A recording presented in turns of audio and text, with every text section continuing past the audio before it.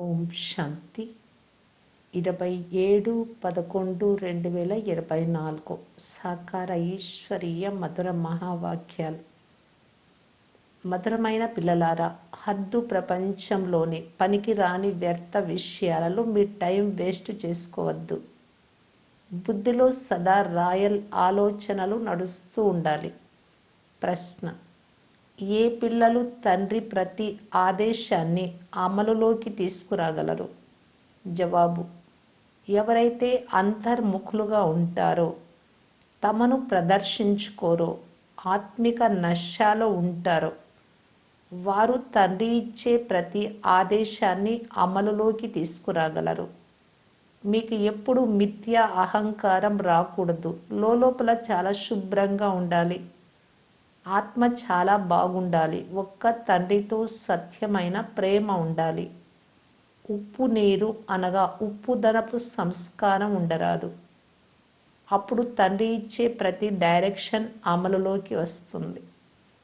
ఓం శాంతి. పిల్లలు కేవలం స్మృతి యాత్రలోనే కూర్చోలేదు. శ్రీమత అనుసారంగా మేము మా ఫరిస్తాను స్థాపన చేస్తున్నాము అని పిల్లలకు నశ, గర్వం ఉంది. మురికి, వ్యర్థము మొదలైన పనికిరాని వ్యర్థ విషయాలన్నీ తొలగించి వేయాలి. అనంతమైన తండ్రిని చూస్తూనే ఉల్లాసంలోకి వచ్చేయాలి. మీరు ఎంతెంత స్మృతి యాత్రలో ఉంటారో అంత మెరుగుదల వస్తూ ఉంటుంది. తండ్రి చెప్తారు, పిల్లల కొరకు ఒక ఆధ్యాత్మిక యూనివర్సిటీ ఉండాలి. మీది వరల్డ్ స్పిరిచువల్ యూనివర్సిటీ. మరి ఈ యూనివర్సిటీ ఎక్కడుంది? ముఖ్యంగా యూనివర్సిటీ స్థాపన చేయబడుతుంది. దానితో పాటు పెద్ద రాయల్ హాస్టల్ ఉండాలి. మీ ఆలోచనలు ఎంత రాయల్గా ఉండాలి. తండ్రికైతే రాత్రింబవళ్ళు ఇదే ఆలోచన ఉంటుంది. ఈ చదువుతో విశ్వానికి అధిపతులుగా అయ్యి పిల్లలను ఎలా చదివించి ఉన్నతమైన పరీక్షలో పాస్ చేయించాలి. అసలు మీ ఆత్మ శుద్ధంగా సతో ప్రధానంగా ఉన్నప్పుడు శరీరం కూడా ఎంతో సతో ప్రధానంగా సుందరంగా ఉండేది. రాజసం కూడా ఎంత ఉన్నతంగా ఉండేది. హద్దు ప్రపంచంలోని వ్యర్థమైన విషయాలలో మీ సమయం చాలా వేస్ట్ అవుతుంది. విద్యార్థులైన మీలో వ్యర్థమైన ఆలోచనలు ఉండరాదు. కమిటీలు మొదలైనవి చాలా మంచివి తయారు చేస్తారు, కానీ యోగ బలం లేదు. మేము ఇది చేస్తాము అంటూ బడాయి కబుర్లు చాలా చెప్తూ ఉంటారు. మాయ కూడా నేను వీరి ముక్కు చెవులు పట్టుకుంటాను అని అంటుంది. తండ్రిపై ప్రేమే లేదు. నరుడు కోరుకునేది ఒకటైతే అని అంటారు కదా. కనుక మాయ కూడా ఏది చెయ్యనివ్వదు. మాయ చాలా మోసకారి, చెవులు కొరికేస్తుంది. పిల్లలను తండ్రి ఎంత ఉన్నతంగా చేస్తారు. ఇది చెయ్యండి, అది చెయ్యండి అని డైరెక్షన్ ఇస్తారు. బాబా గొప్ప రాయల్ పిల్లలను పంపిస్తారు. కొందరు బాబా మేము ట్రైనింగ్ ఇచ్చేందుకు వెళ్ళమా అని అంటారు. అయితే బాబా చెప్తారు, పిల్లలు మొదట మీరు మీ లోపాలను తొలగించుకోండి. మాలో ఎన్ని అవగుణాలు ఉన్నాయి అని స్వయాన్ని చూసుకోండి. మంచి మహారథులను కూడా మాయ ఒక్కసారిగా ఉప్పు నీరుగా చేస్తుంది. ఇటువంటి ఉప్పుదనం ఉన్న పిల్లలు తండ్రిని ఎప్పుడూ స్మృతి కూడా చేసుకోరు. జ్ఞానంలో జ్ఞా కూడా తెలియదు. బయటికి ప్రదర్శించుకోవడం, షో చాలా చేస్తారు. ఇందులో చాలా అంతర్ముఖులుగా ఉండాలి. కానీ చాలామంది నడవడిక ఎలా ఉంది అంటే, చదువు లేని జట్టు తెగబారు. సింధులో ఒక తెగవారు ఉంటారు. అలాగా కొద్దిగా డబ్బు ఉంటే వారికి నశ తలకెక్కుతుంది. అరే మేము పేదగా ఉన్నామని కూడా అర్థం చేసుకోరు. మాయ అర్థం చేసుకొనివ్వదు. మాయ చాలా బలశాలి. బాబా కొద్దిగా పొగిడితే దానితో చాలా సంతోషిస్తారు. యూనివర్సిటీ చాలా ఫస్ట్ క్లాస్గా ఉండాలి. అందులో పిల్లలు చాలా బాగా చదువుకోవాలి అని బాబాకు రాత్రింబవళ్ళు ఇదే ఆలోచన నడుస్తుంది. మేము స్వర్గంలోకి వెళ్తాము అంటే సంతోషపు పాదరసం మట్టము పైకెక్కి ఉండాలి కదా. ఇక్కడ బాబా రకరకాల డోసులు ఇస్తారు, నష ఎక్కిస్తారు. ఎవరైనా దివాలా తీసినా, వారికి మద్యం తాగిస్తే వారు నేను చక్రవర్తినని భావిస్తారు. తర్వాత నశ పూర్తిగా దిగిపోతూనే ఎలా ఉన్నవారు అలాగే అవుతారు. ఇప్పుడు ఇది ఆత్మిక నశ. అనంతమైన తండ్రి టీచర్గా అయి మనల్ని చదివిస్తున్నారు అని మీకు తెలుసు. ఇలా ఇలా చెయ్యండి అని డైరెక్షన్ ఇస్తారు. ఒక్కొక్క సమయంలో ఎవరికైనా మిథ్య అహంకారం కూడా వస్తుంది. మాయ ఉంది కదా, అది ఎలాంటి విషయాలను తయారు చేస్తుంది అంటే అడగనే వద్దు. వీరు నడవలేరు అని బాబా భావిస్తారు. లోపల చాలా శుభ్రత కావాలి, ఆత్మ చాలా బాగుండాలి. మీకు లవ్ మ్యారేజ్ జరిగింది కదా, లవ్ మ్యారేజ్లో ఎంత ప్రేమ ఉంటుంది అంటే బాబా పైన ప్రేమ. వీరు పతులకు పతి. ఎంతో మందికి లవ్ మ్యారేజ్ జరుగుతుంది, ఒక్కరిదే జరగదు. మాకు శివబాబాతో నిశ్చితార్థం జరిగింది అని అందరూ అంటారు. మేమైతే స్వర్గంలోకి వెళ్ళి కూర్చుంటాము. సంతోషం కలిగించే విషయం కదా. బాబా మమ్ములను జ్ఞానం ద్వారా ఎంత అలంకరిస్తున్నారు అని లోపల సంతోషం ఉండాలి. శివబాబా బ్రహ్మ ద్వారా అలంకరిస్తారు. మేము తండ్రిని స్మృతి చేస్తూ చేస్తూ సతో ప్రధానంగా అవుతాము అని మీ బుద్ధిలో ఉంది.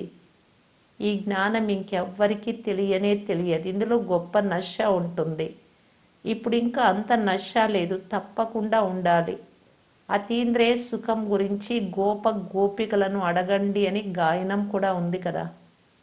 ఇప్పుడు మీ ఆత్మ ఎంత చీచీగా ఉంది, చాలా చీచీ మురికిలో కూర్చున్నట్లుగా ఉంది. అలాంటి వారిని తండ్రి వచ్చి పరివర్తన చేస్తారు, పునరుత్తేజితం చేస్తారు. మార్పు చేయిస్తే మనుషులు ఎంత సంతోషిస్తారు. మీకు ఇప్పుడు తండ్రి లభించారు కనుక నావ ఆవలి తీరానికి చేరుకుంటుంది. మేము అనంతమైన తండ్రికి చెందిన వారిగా అయ్యాము అంటే స్వయాన్ని ఎంత త్వరగా సంస్కరించుకోవాలో మీరు అర్థం చేసుకున్నారు. రాత్రి పగలు ఇదే సంతోషం, ఇదే చింతన ఉండాలి. మీకు మార్షల్గా ఎవరు లభించారో చూడండి. రాత్రి పగలు ఇటువంటి ఆలోచనలలో ఉండాలి. ఎవరెవరు బాగా అర్థం చేసుకుంటారో గుర్తిస్తారో వారు ఎగురుతున్నట్లుగా అనిపిస్తారు. పిల్లలైన మీరిప్పుడు సంగమ యుగంలో ఉన్నారు. మిగిలిన వారందరూ మురికిలో ఉన్నారు. చెత్త అంచుల్లో గుడిసెలు వేసుకొని మురికిలో కూర్చొని ఉంటారు కదా. ఎన్ని మురికి వాడలు తయారై ఉన్నాయి. ఇక్కడ అనంతమైన విషయం. ఇప్పుడు వీటి నుండి బయటకు తీసేందుకు శివబాబా మీకు చాలా సహజమైన యుక్తి తెలుపుతారు. మధురాతి మధురమైన పిల్లలైన మీకు ఈ సమయంలో మీ ఆత్మ మరియు శరీరం రెండు పతితంగా ఉన్నాయి అని తెలుసు కదా. ఇప్పుడు మీరు బయటకు వచ్చారు. ఎవరెవరైతే బయటకు వచ్చారో వారిలో జ్ఞాన పరాకాష్ఠ ఉంది. మీకు తండ్రి లభించారు, ఇంకేం కావాలి. ఈ నశ ఎప్పుడైతే ఎక్కుతుందో అప్పుడు మీరు ఎవరికైనా అర్థం చేయించగలరు. తండ్రి వచ్చి ఉన్నారు. తండ్రి మన ఆత్మలను పవిత్రంగా చేస్తారు. ఆత్మ పవిత్రంగా అయితే శరీరం కూడా ఫస్ట్ క్లాస్ అయినది లభిస్తుంది. ఇప్పుడు మీ ఆత్మ ఎక్కడ కూర్చొని ఉంది? ఈ మురికి ఇంట్లో అంటే శరీరంలో కూర్చొని ఉంది. ఇది తమో ప్రధాన ప్రపంచం కదా. చెత్త అంచుల్లోకి వచ్చి కూర్చున్నారు. మేము ఎక్కడి నుండి బయటపడి వచ్చాము అని ఆలోచించండి. తండ్రి మురుగు కాలువ నుండి బయటకు తీశారు. ఇప్పుడు మీ ఆత్మ స్వచ్ఛంగా తయారవుతుంది. ఉండేందుకు కూడా ఫస్ట్ క్లాస్ మహల్ నిర్మిస్తారు. తండ్రి మీ ఆత్మలను అలంకరించి స్వర్గంలోకి తీసుకెళ్తున్నారు. పిల్లలకు లోపల ఇలాంటి ఆలోచనలు రావాలి. తండ్రి ఎంత నశ ఎక్కిస్తారు. మీరు ఇంత ఉన్నతంగా ఉండేవారు, తర్వాత దిగుతూ దిగుతూ వచ్చి క్రింద పడిపోయారు. శివాలయంలో ఉన్నప్పుడు ఆత్మ ఎంత శుద్ధంగా ఉండేది. కావున మళ్ళీ పరస్పరం కలిసి త్వరగా శివాలయంలోకి వెళ్ళే ఉపాయాన్ని తయారు చేయాలి. బాబాకు చాలా ఆశ్చర్యం కలుగుతుంది. పిల్లలకు ఆ తెలివి లేదు. బాబా మనలను ఎక్కడి నుండి బయటకు తీశారు? పాండవ గవర్నమెంట్ స్థాపన చేసేవారు తండ్రి. భారతదేశం ఏదైతే హెవెన్గా ఉండేదో అది ఇప్పుడు నరకంగా ఉంది. ఇది ఆత్మ విషయం. ఆత్మపైనే జాలి కలుగుతుంది. ఆత్మ ఒక్కసారిగా తమో ప్రధాన ప్రపంచంలోకి వచ్చి కూర్చుంది. అందువలన బాబా మమ్ములను అక్కడికి తీసుకెళ్ళండి అని తండ్రిని స్మృతి చేస్తుంది. ఇక్కడ కూర్చుని ఉన్నా మీకు ఈ ఆలోచనలు నడుస్తూ ఉండాలి. అందువలన బాబా చెప్తారు, పిల్లల కొరకు ఫస్ట్ క్లాస్ యూనివర్సిటీని నిర్మించండి. కల్పము తయారవుతుంది. మీ ఆలోచనలు చాలా గొప్పగా ఉండాలి. ఇప్పుడు ఇంకా ఆ నష ఎక్కలేదు. నష ఉంటే ఏమి చేసి చూపించేవారు తెలియదు. పిల్లలకు యూనివర్సిటీ అంటే ఏమిటో తెలియదు. ఆ రాయల్ నషలో ఉండరు. మాయ అణచేసింది.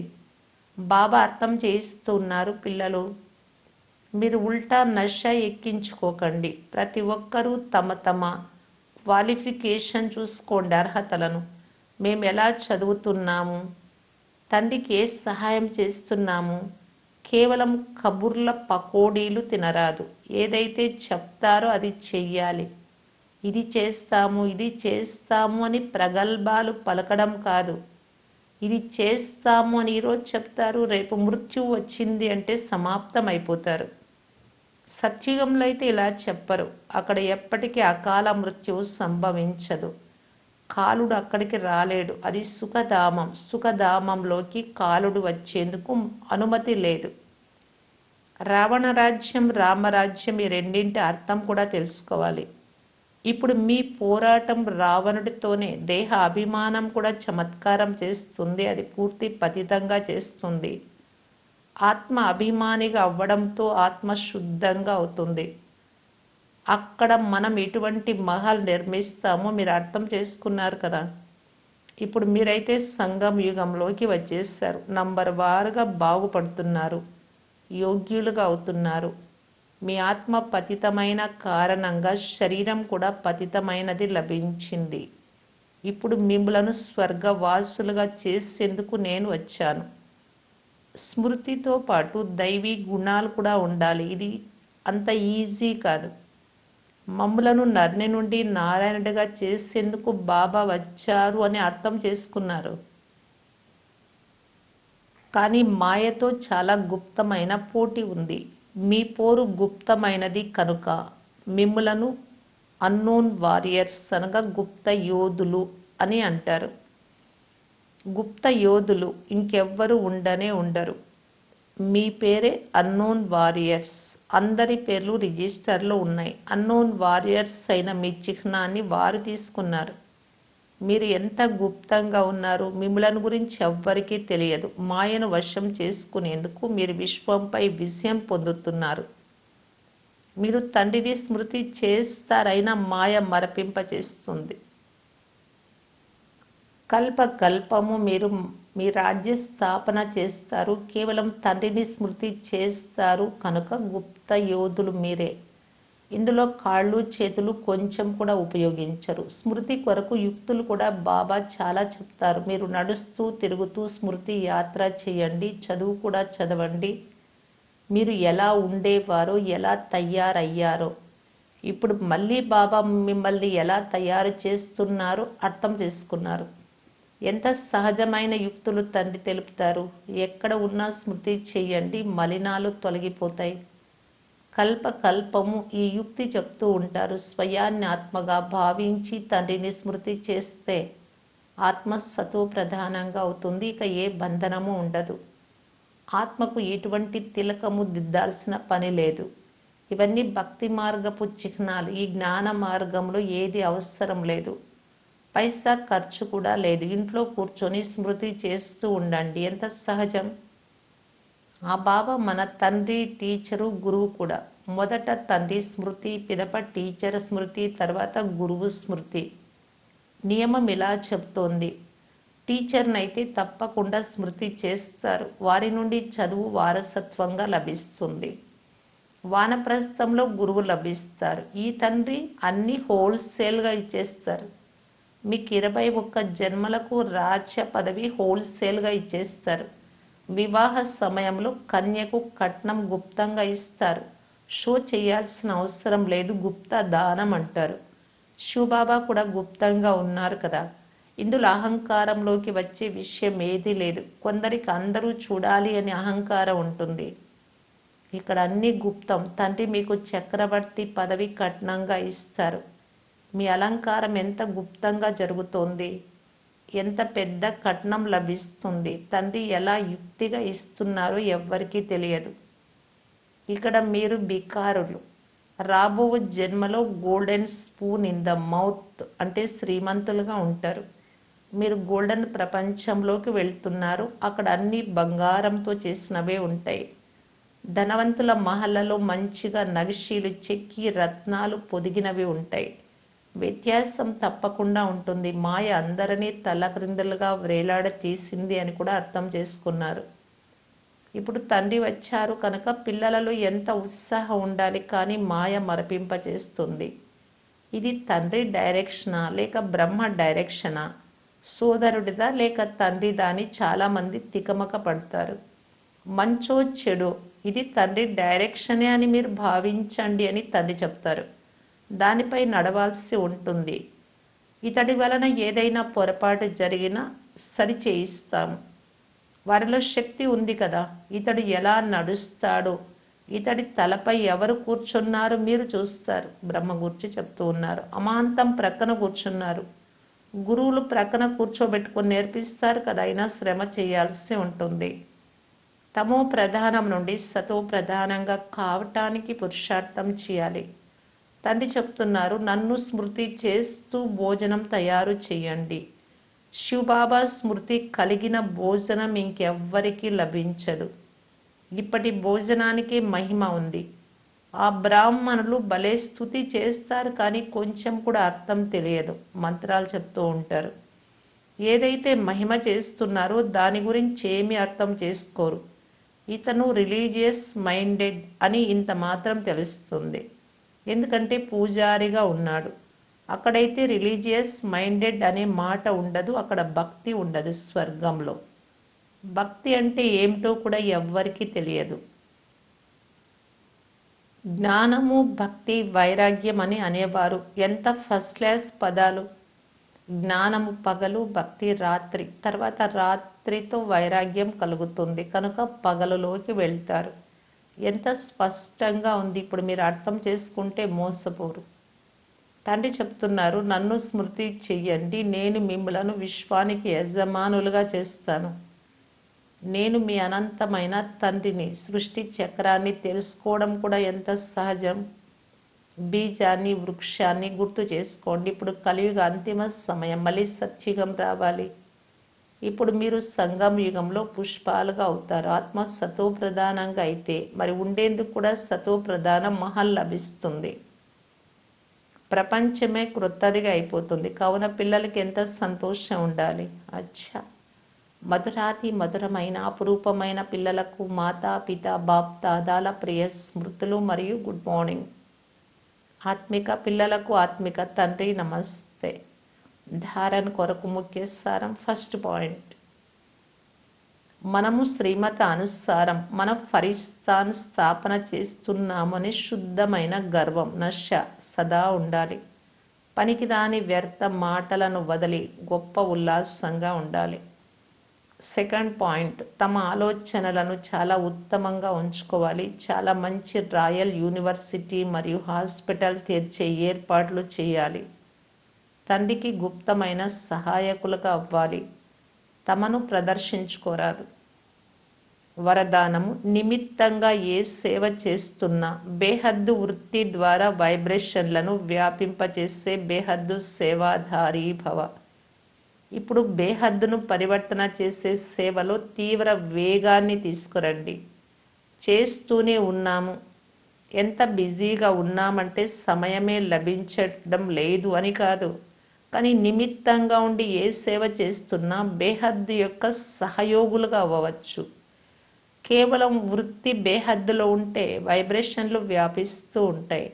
బేహద్దులో ఎంత బిజీగా ఉంటారో అంత మీరు ఏదైతే బాధ్యత నిర్వర్తిస్తున్నారో అది ఇంకా సహజమైపోతుంది.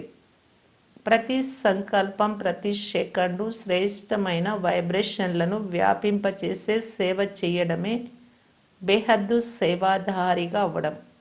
స్లోగన్, శివబాబాతో కంబైన్డ్గా ఉంటే శివశక్తుల అలంకారమే జ్ఞానం యొక్క అస్త్రశస్త్రాలు.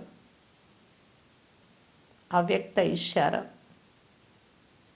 స్వసేవ మరియు సర్వుల సేవ కంబైన్డ్ రూపంలో చేస్తూ సఫలతామూర్తిగా కావటానికి బాప్దాదా తెలియజేస్తూ ఉన్నారు. సాక్షి స్థితి అనే రాఖీ సదా బంధించుకుంటే సర్వీస్లో సఫలత చాలా త్వరగా వెలువడుతుంది.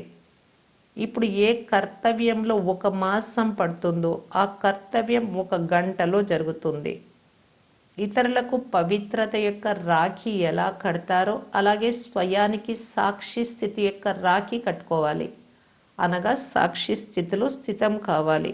ఎంత సాక్షిగా ఉంటుందో ఆత్మ అంత సాక్షాత్తు మూర్తి మరియు సాక్షాత్కార మూర్తి కాగలరు. ఓం శాంతి.